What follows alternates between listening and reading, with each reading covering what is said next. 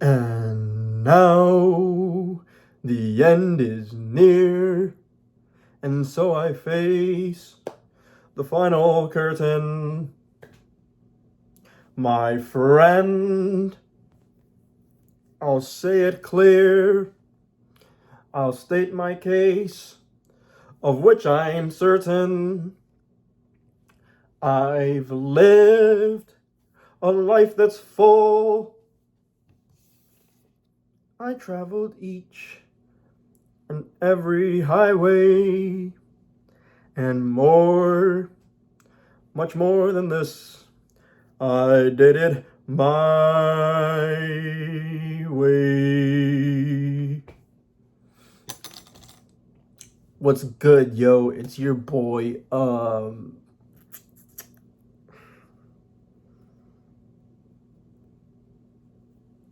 anyways, for those of you who don't know me, I'm Ethan.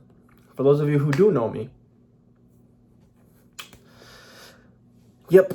So, today we're going to talk about, as you could have inferred from reading the title of the video, feeling lost, feeling hopeless, you know? I feel like there comes a point in everyone's life where they do feel lost and or hopeless. And I was there myself, you know? I was there for a really long time. And it reaches a point where eventually you start to genuinely believe that you won't ever escape that place, that darkness, that loneliness, you know? Because don't get me wrong, I always loved being alone. I loved spending time with myself. But anyone who is like that can agree that there's, very obviously a large difference between being alone and feeling lonely.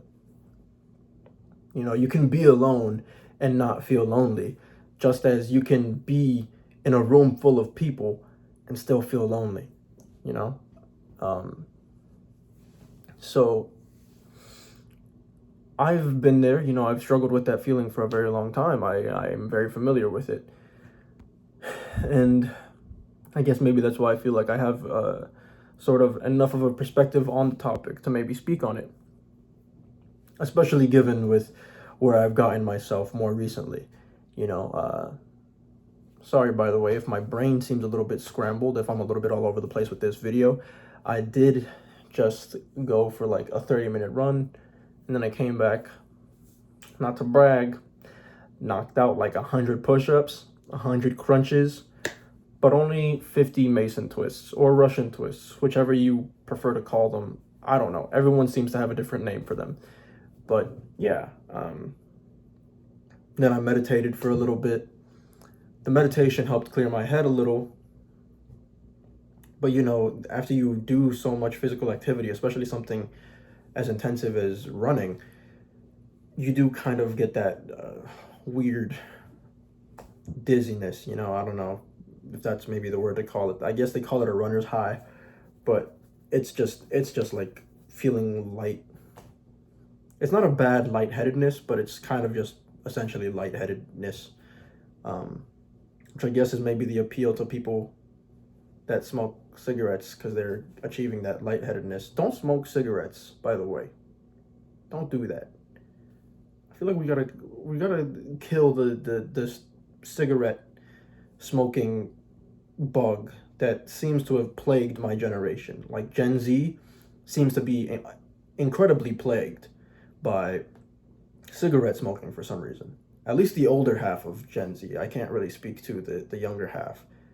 Maybe the younger half is into vapes, but it's weird. I was in high school seeing kids smoking cigarettes like it was still 1959, like what's going on here? Sorry, again, I'm getting off topic, but yeah, feeling lost, feeling hopeless. It's not fun, especially when you do begin to find yourself in social settings. When you find yourself having the potential to make friends and to be social and to be the person that you want to be, but it's being interrupted, or you're being held back by this almost, uncontrollable urge to just feel awful, you know? And I guess with that also comes a social battery, right? Everyone talks about, oh, my social battery is drained. I need time away from people now because, my social battery, blah, blah, blah. And I think that's a part of that, because I can say, since I've started my journey, I no longer have a social battery per se. If I'm in a situation where I'm talking to people for multiple hours on end, I don't really feel like I'm being drained of my social battery. I can keep going. I guess the only thing that I would say is different now is, now I feel a little bit more clarity in terms of maybe who it is that I'm speaking to, because I'll be honest, there are moments where I'm talking to someone and I'm like, okay, it's not that I'm being drained of my social battery, it's just that it's you in particular that maybe I don't really want to talk to anymore. Maybe I want to go find someone else to talk to, or I'm going to focus on another conversation with another person that's in this group or in this space. But yeah, and just like in the same vein, I don't necessarily feel as though, I ever need to recharge my social battery. I'm good either way. If I'm sitting here by myself staring at the wall all day, I'm good. Vice versa, if I'm out talking to people for 20 hours straight, I'm still good. Now, that's not to say that I've all of a sudden become a social butterfly. I'm still a little awkward because of my many years of being the social battery person. But, it is what it is. But it takes time to get there, especially when you're coming from that place of feeling lost and feeling hopeless and feeling like you need to rediscover yourself and like you need to rediscover hope. I feel as though a lot of nihilism is based in a lack of hope. So whenever people tell me that they're nihilists or they start to share nihilistic views with me, I can kind of get a quick read on the fact that they're probably just lacking hope, which we all go through. There are moments in our lives where it's a little bit difficult to see the light at the end of the tunnel. And I get that. I've been there. But I think the main thing that you need to do, the thing that's really key, is creating your own light at the end of the tunnel, right? Because you can't wait for life to give you that light. It's not going to. That's not life's job. It's your job to get up and say, this is what I want to do with it. My one life, this one shot that I have at existing, this is what I want to do with it. And that's you creating your light, that's you creating your hope, that's you creating your own end of the tunnel. And again, that just ties back to a topic I previously mentioned, which is that, it might not happen for you right away.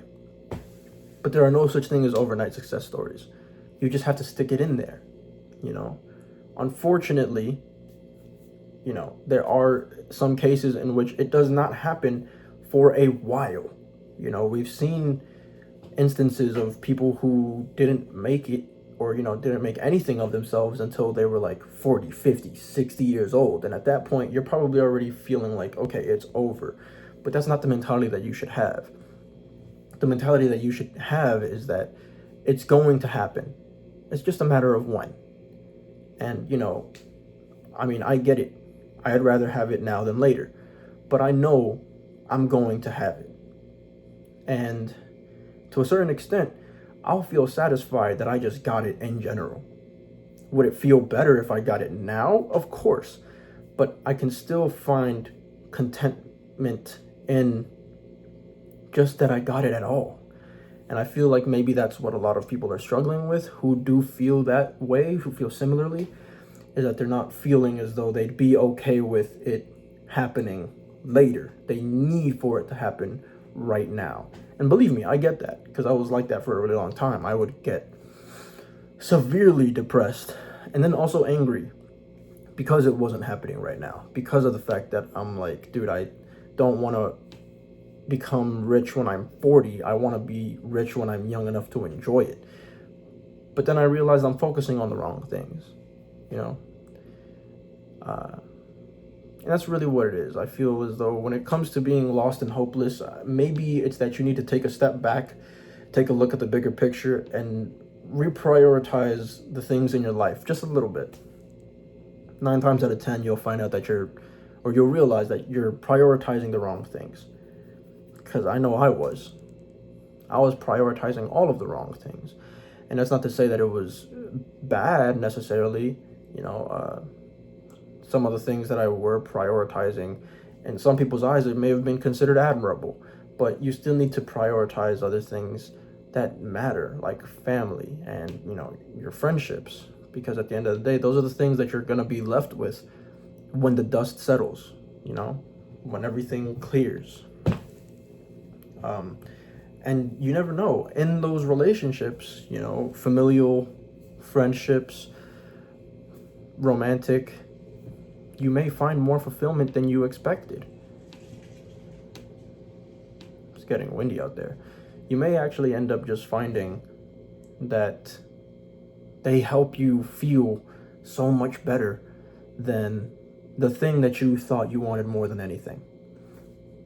It's not to say you can't stop chasing that thing or that you're going to want to stop chasing that thing, but it just means that you'll be maybe a little bit more okay in the understanding that, okay, it might not happen right now, but I have all of this around me right now, and I appreciate it, and that's okay. You know, it's easier said than done. It took me a really long time to get there, but you have to try, because if you don't, you're just going to be stuck. And who wants to end up stuck? That was always like the biggest fear of mine, or one of the biggest fears of mine, is that I'd wake up one day and I'd be 45, still living in the same house, you know, still dealing with the same issues, still feeling the same way, still not having done anything with my life, you know? No one wants that. But to continue to allow yourself to sit in that hopelessness, you know, it's almost ensuring that you are going to end up that way. So just, you know, create your own way, create your own light, create your own hope. And the best part about that is that if you do it that way, no one's ever going to be able to take it away from you, because it's something you made for yourself. Words of V for Vendetta, you know? You can kill me, but you can't kill an idea. It's how can you kill something that's not tangible? But yeah, so yeah, I know I got a little lost, went on a couple of tangents there, but that's essentially what I meant to say. I think I'm probably gonna have to come back, review this whole video, and then make a part 2, because I got sidetracked a lot. But yeah, as always, if you're feeling any type of way, whether positive, negative, happy, sad, mad, glad, anxious, depressed, miserable, you want to scream from the rooftops because you're so angry you could launch a baby into outer space, feel free to reach out to me through any of the various social media links in my description below. I'll always get back to you 24/7, 365. It does not matter who, what, when, where, why, or how.